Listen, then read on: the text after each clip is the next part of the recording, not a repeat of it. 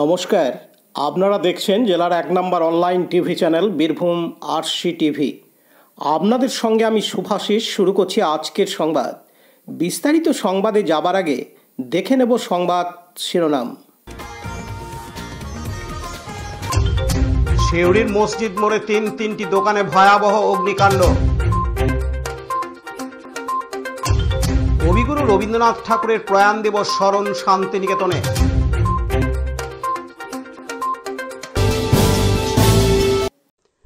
গতকাল বৃহস্পতিবার ৭ই আগস্ট গভীর রাতে সিউড়ি থানার পাশে মসজিদ মোড়ে একটি খাবারের দোকান সহ দুটি সাংসারিক সরঞ্জাম বিক্রির দোকানে ভয়াবহ অগ্নিকাণ্ড ঘটে। ঘটনার পরই চাঞ্চল্য ছড়ায় মসজিদ মোড় এলাকায়। ঘটনার পরপরই দোকান মালিককে খবর দেয় স্থানীয়রা। তারপরেই সুনীল মিশ্র দোকান মালিক এসে দেখে সমস্ত কিছু পুড়ে ছাই হয়ে গেছে তার দোকানের। প্লাস্টিকের বিভিন্ন আসবাবপত্র থেকে শুরু করে সাংসারিক ব্যবহার জিনিসপত্র সহ বিভিন্ন জিনিস পুড়ে ছাই হয়ে যায়। পাশে রেস্টুরেন্টে থাকা দোকানেও বেশ কিছু জিনিস পুড়ে ছাই হয়ে গেছে। পুলিশ এবং দমকল বিভাগের অনুমান শর্ট সার্কিটের জেরে এই আগুন লাগার ঘটনা ঘটেছে। দুটি দমকল ইঞ্জিন আসার পর আগুন নিয়ন্ত্রণে আসে। আজ শুক্রবার ৮ই আগস্ট সকালবেলায় সেই পুড়ে যাওয়া দোকান দেখতে ভিড় জমান স্থানীয় মানুষ থেকে পথচারী। পুড়ে যায় প্রায় লক্ষাধিক টাকার জিনিসপত্র।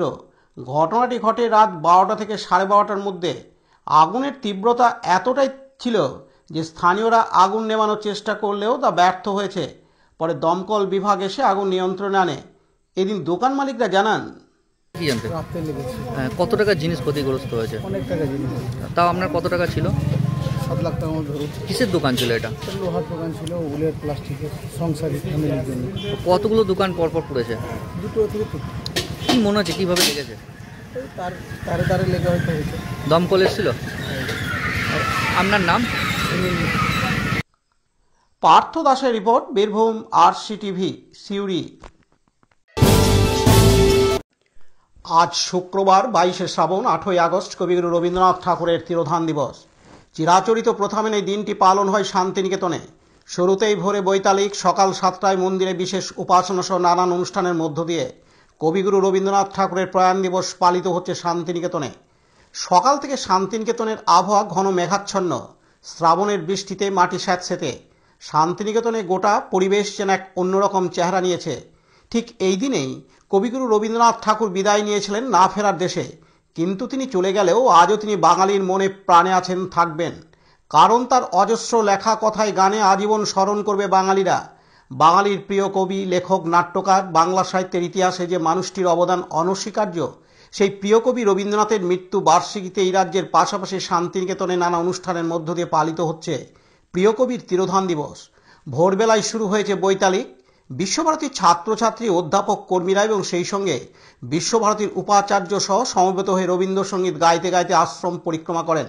সকাল 7টায় মন্দিরে বিশেষ উপাসনা হয়। এরপর সমবেত পড়ুয়া, অধ্যাপক, কর্মী রবীন্দ্রভবনের কবির বাসভবনে উদয়নগৃহে কবির ব্যবহৃত চেয়ারে পুষ্পাঞ্জলি অর্পণ করে বিশেষ শ্রদ্ধা জানানো হয়। বিশ্বভারতীর তরফ থেকে জানানো হয়েছে, রবীন্দ্রনাথের তিরোধান দিবস উপলক্ষে প্রত্যেক বছরের মতো এবছরও রবীন্দ্র সত্য পালন করা হচ্ছে। বিকেলে বৃক্ষরোপণ অনুষ্ঠান রয়েছে সারা সপ্তাহ ধরে। নানান অনুষ্ঠানের মধ্য দিয়ে রবীন্দ্রনাথের প্রয়াণ দিবসকে শ্রদ্ধা জানানো হয়। এদিন বিশ্বভারতীর উপাচার্য প্রবীর কুমার ঘোষ বলেন, বিশাল একটা অনুষ্ঠান হচ্ছে আজকের স্মরণীয় দিন, কবিগুরুর মৃত্যু দিবস, এবং আমরা আজকে বিভিন্ন ধরনের প্রোগ্রাম করে ওনাকে স্মরণ করছি। আমাদের আজকে বৃক্ষরোপণ আছেন আমাদের মিনিস্টার, যে আমাদের education minister doctor Sukanta Majumdar আসছেন, ওনার হাত দিয়ে বৃক্ষরোপণ হবে। এবং আমাদের যে বিশিষ্ট যে আমাদের অতিথি ডক্টর এন মুখোপাধ্যায়, যিনি এগ্রিকালচার কলেজ ইউনিভার্সিটি জোরহাটের উপাচার্য ছিলেন, উনি আমাদের ফলকর্ষণের জন্য কালকে উনি চিফ গেস্ট, আর আজকে উনি আমাদের সঙ্গে পুরো দিন থাকবেন। এবং আমরা এই ওনার সমস্ত বিভিন্ন ধরনের অনুষ্ঠানের থ্রু দিয়ে আমার কবিগুরুকে স্মরণ করব। এবং আজকের দিনটা আমরা খুবই সমস্ত কিছু ঐতিহ্য বজায় রেখে ওনাকে স্মরণ করতে থাকব। এবং বিকালে আমাদের অনুষ্ঠান হবে, বিভিন্ন ধরনের গান অনুষ্ঠান হবে, বাইরে থেকেও আসছেন। এবং আমাদের যে সঙ্গীত ভবনের যে কলাকার, যাদের ট্যালেন্ট, ওরা গান করবে লিপিকাতে। এইটাই আমাদের এবং আমরা পরম্পরা, এটা বৈশিষ্ট্য, এটা আমরা রক্ষা করার চেষ্টা করব এবং কবিগুরুর ঐতিহ্যটাকে আমরা ধরে রাখার চেষ্টা করছি। যত রকমের যে আপনারা দেখেছেন হেরিটেজ ওয়াক শুরু করে দিয়েছি এবং পর্যটকরা এরা খুবই সন্তুষ্ট, আপনারা নিশ্চয়ই ফিডব্যাক পাচ্ছেন।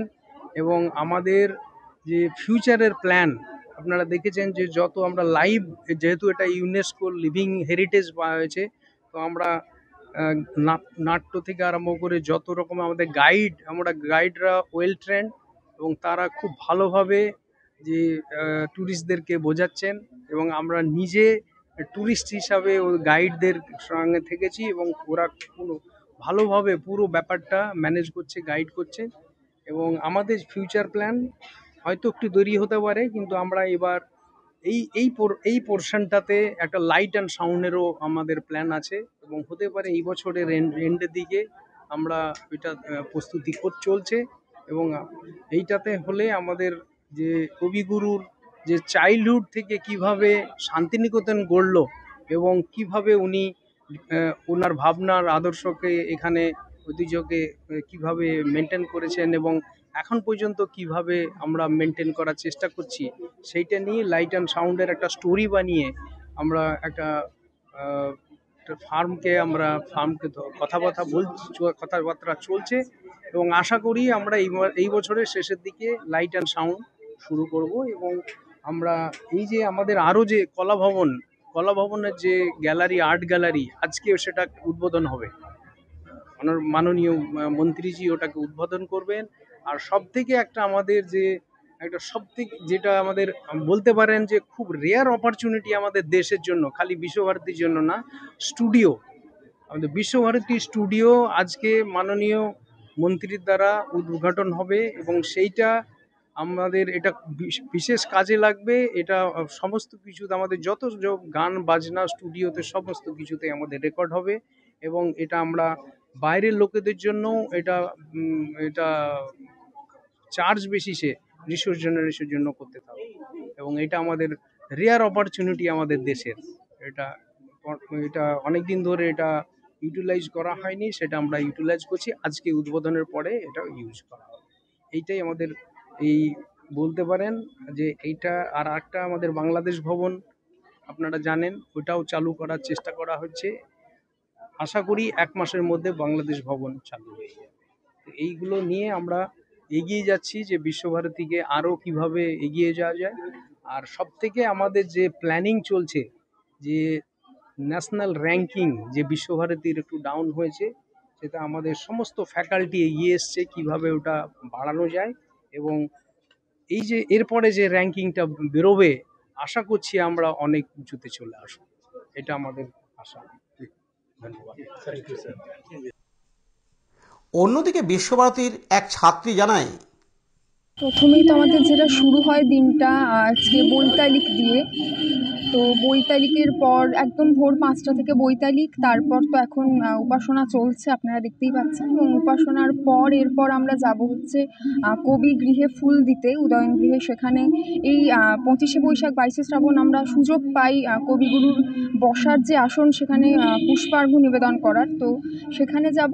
তারপর বিকেলে আজকে বৃক্ষরোপণ রয়েছে, সেখানে আসবো। তারপর তো এখন টানা প্রায় কয়েকদিন ধরে রবীন্দ্র সপ্তাহ পালন করা হবে, বিভিন্ন অনুষ্ঠান, বিভিন্ন আলোচনার মধ্যে দিয়ে। তো এইভাবেই কাটাবো আর কি, শুধু একদিন না, টানা পুরো সপ্তাহ। ছাত্রী হিসেবে বৈতালিকে অংশ নিয়েছি, তারপর এখন তো উপাসনায় অংশ নিয়েছি এবং এরপর বৃক্ষরোপণ হবে, সেখানে অংশ নেব। এবং এখন এরপর যাব হচ্ছে কবি গৃহে পুষ্পার্ঘ্য নিবেদন করতে উদয়ন। আমার নাম বনশ্রী চ্যাটার্জি। কাজী আমিরুল ইসলামের রিপোর্ট, বীরভূম RCTV, শান্তিনিকেতন। আজকের সংবাদ এই পর্যন্ত। পরবর্তী সংবাদের জন্য চোখ রাখুন বীরভূম RCTVর পর্দায়। নমস্কার।